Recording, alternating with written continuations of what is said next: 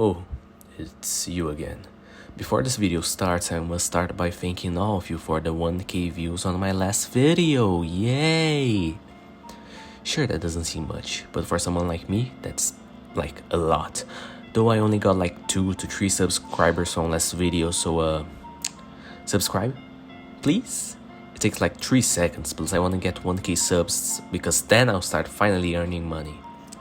I know that I said that next video would be an analysis of Postal or The Stranger, but I've been having some existential crisis these days, so I wanted to make this video more lighthearted. So yeah, I hope you enjoy. So, as I said in the title, Freak Circus is interesting to say at least. Freak Circus, more like Freaky Circus, am I right, lads? Do you actually think you could defeat me? Sure, the game and its fandom isn't as bad as the fandom of most indie / corporate shows nowadays. I hope. But still, the fandom is really freaky with that P-Rock guy. It's also weird how, instead of this game relying on usual horror, it relies on some sort of romance triangle involving 2-meter circus performers. Yo, who wrote this fucking script? Oh, it's Tiny Akira. Of course it had to be him. That's it, back to the cult basement. Freakiness aside, the game's story is decent. It might not be as good as other horror games like Mad Father and / or Rome 0120, but still, it's better than nothing, I guess. So, the game starts off simple. You, a character who let's just call Resident. Yeah, so Resident isn't evil. Alright, sorry, that joke was very stupid. He or her, we don't know, noticed that a new circus arrived at town and has been spreading leaflets all around town. Sure, it could just be another one of those circus with colorful dotted clothes and big red noses, but this one is different. Huh. The Freak Circus of Horrors. That's something. A lot of people have also been disappearing after this circus came, and that is 100% a damn red flag.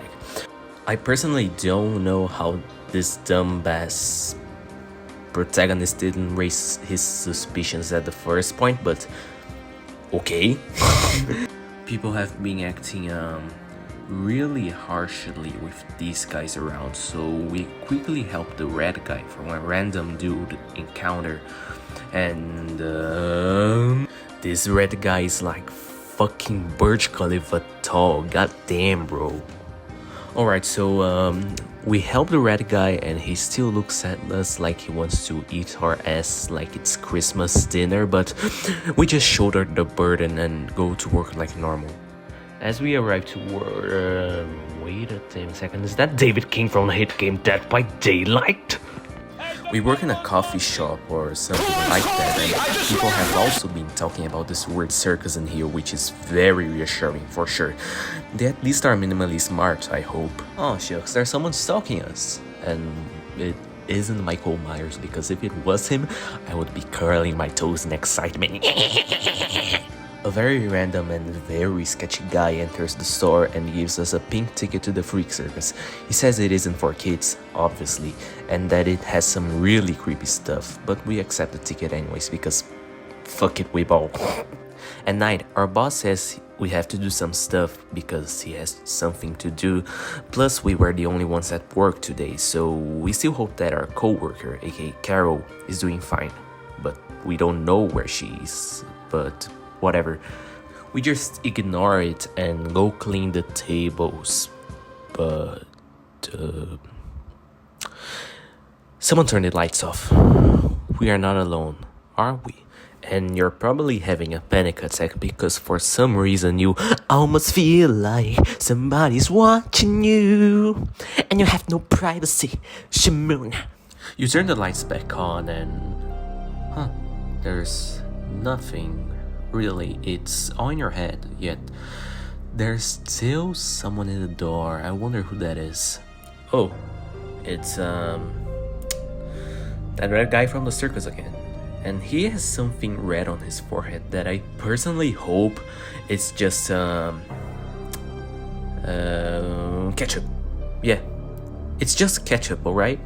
We help him out and he doesn't seem very aggressive. He gives us a paper flower as gratitude for the pink kitty bandage we gave him earlier. We clean him and we find out some stuff about him and the circus. We find out that his name is Pierrot. I think it's a Portuguese name, so the T is silent, so it's probably just Pierrot. We also find out that he works at the circus too, and there are other people that work with him. And why is he staring at us like, again, he wants to eat our ass for Christmas dinner? I don't know. Better stay vigilant.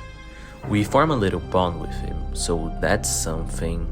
He sees their pink ticket the weirdo gives us and he says it's counterfeit before handing us his personal red ticket.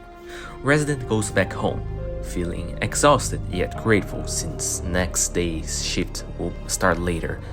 Him or her takes a quick shower before deciding to watch TV until she falls asleep. I just personally hope that nothing happens to our little resident and oh god, why did I jinx it? Pierrot stalks her and speaks weirdly obsessive things to her while she's sleeping. Things like, "You don't know me, but I know everything about you. and It was just a glass, but something inside me ignited, and now there's nowhere left to run." like he already knew us before. And I think that's gonna be a huge thing I'm gonna talk about on part 2 of this video, which I will talk about chapter 2 and theories of what's about to come on chapter 3. I'm pretty sure he's a yandere or something like that, and there might be a reason to this. Anyway, she wakes up at morning thinking it was just another bad dream, except this time she forgot to turn off the TV. And now she has a weird taste in her mouth, which I'm pretty sure that guy just kissed her or shoved his D up her mouth. It's up to your interpretation, I guess. She quickly gobbles up her breakfast and watches the news that were speaking about how some food stalls were shut down in the circus and how a girl went missing. Apparently she ran away from home after a family discussion, and that's proof that something sketchy is 100% going on, for sure. Alright, brand new day for a little character. Jeez, this town is polluted with these flyers. Bills are high, I guess. And oh, it's another one of those clowns. This time, it's a green one. Care to visit the circus? I bet you'll be surprised. Here, take a flyer. No thanks. I've already got my ticket. Oh, wonderful. You got one. Was it a pink one then? Fuck, he started following me. I should have just stayed quiet. It was red actually. He stops in front of you, blocking your way. A red one? Excuse me, I don't want to be late. He lets you through but keeps following you. A red one, eh? So that Pierrot gave it to you. Interesting. I'm the Harlequin, ma'am. Aha, I've got an idea. How about we trade? I give you mine and you give me that red one. What difference does it make? Why are there different colors? Oh my. Speak of the devil. Alright, from there and beyond, they start having a gay argument or some shit. Whatever, Resident manages to reach work and David King is talking to a cop. Turns out, our co-worker, Carol, was the girl who went missing. She ran away from home.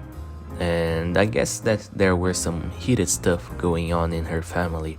But he says that we can go home early today and that he got us covered.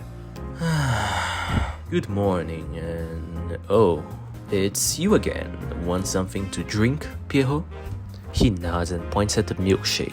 Milkshake? Isn't it a bit too cold for that? Alright, have a seat and I'll bring it to you at your table.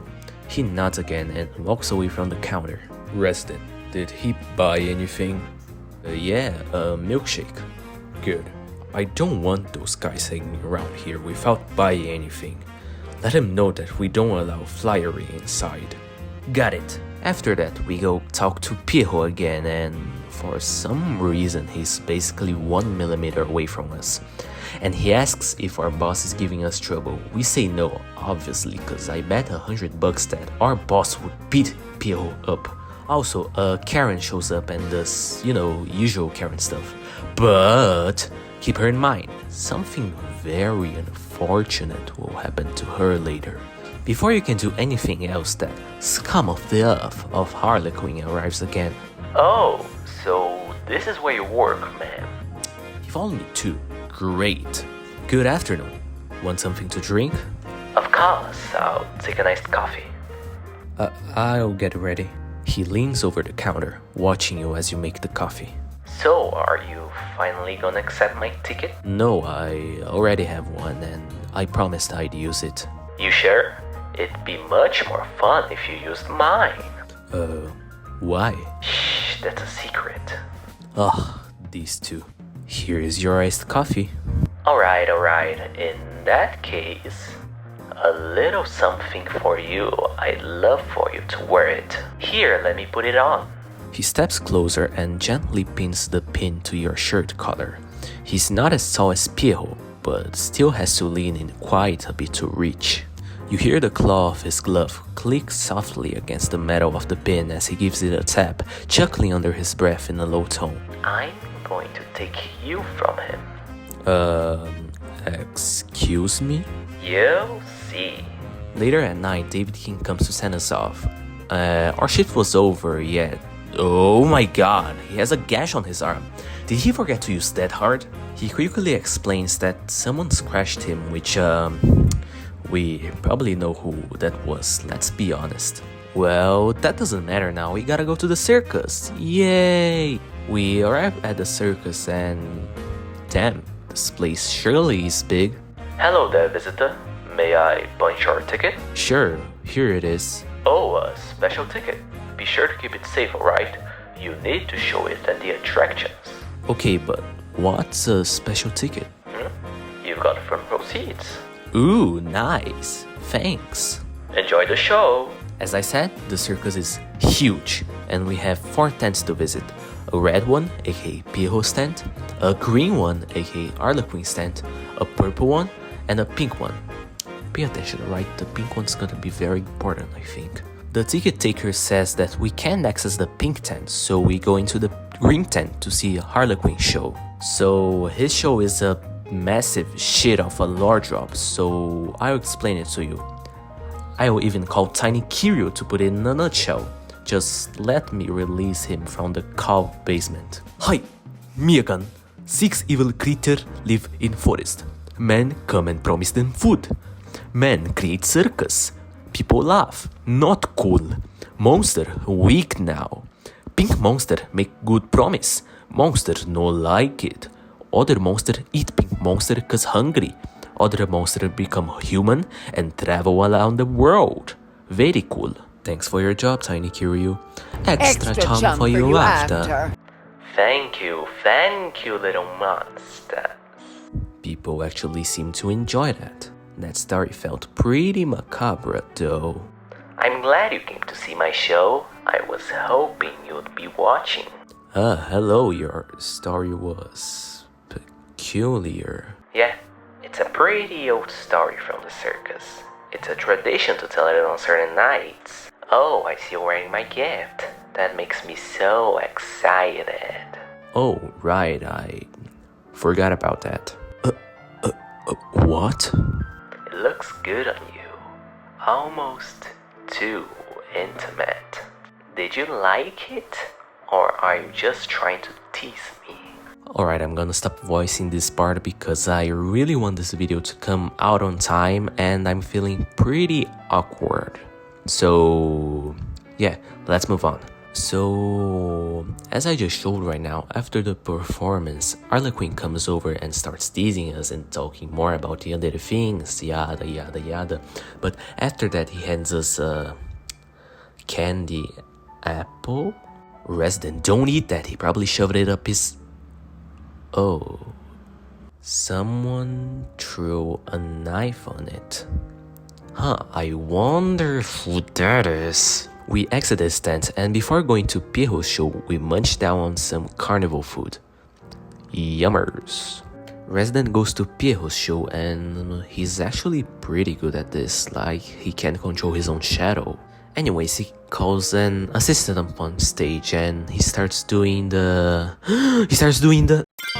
好きになれる人を好きになれたならば愛をコントロールできたならどれだけ楽になれたんだろう常識色の雨が二人をにじませる生まれ変われたなら今度こそ祝福を抱かね君を抱きしめたい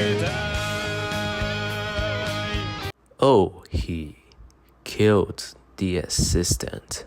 And as I said, the assistant is the same Karen from earlier in the game. I don't know if he simply acted overprotective or he has some Michael Myers level of obsession for us.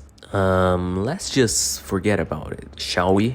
So anyways, Resident goes to breathe in some fresh air after the show and Pierrot spots us. Again. He asks if we like the show, yada yada yada, and he spots our green heart pin. And he puts on his gold star pin on our shirt. It's bigger, like he's asserting some type of dominance over us. But as he touches us, our body feels hotter and warmer, like if we were drugged. I mean, we 100% were. We feel feverish to him, love-struck, obedient like little dogs. We don't know why. There is also a chance that he hypnotized us in some way, since the color of the dialogue is pink, and the Karen who became the assistant also wore the color pink, and there's the pink tent. So much pink, pink, pink, pink! She collapses. And Pierrot stares at us, and like if we were his toy. And he speaks really obsessive things to her. Again, why am I not surprised? Things like how it feels unbelievably good to hold us like this, and how his teeth itch at the thought of marking us, claiming us his. I guess this was truly our circus of freaks. Shut the fuck up. And that's it. That's the end of day 1. Now, there's gonna be a part 2 of this video. I'll probably gonna end up making it sooner than expected. But still, I hope you guys enjoy it, and if we get a lot of subscribers, I don't know, I'll maybe buy a real microphone. Now, it's time for me and Tiny Kiryu to escape the freak circus of horrors. Wait, what? Freak circus of... How did we even end up here? I swear I was in the library like 3 seconds ago. Sur, we've been kidnapped, sur. Huh, that's that's amazing. Now we are stripped naked of every tool we had, and we are being held captive. This day can't get better than this, oh my god. Tiny Kiryu, here's a shovel.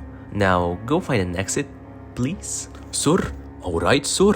That's gonna take a while. Anyways, I hope you guys enjoyed. Make sure y'all stay hydrated, lock your doors in case monster clowns visit your town, and see you guys next time. Also, why did I hear Tiny Kiryu scream right now? I thought I gave him the shovel.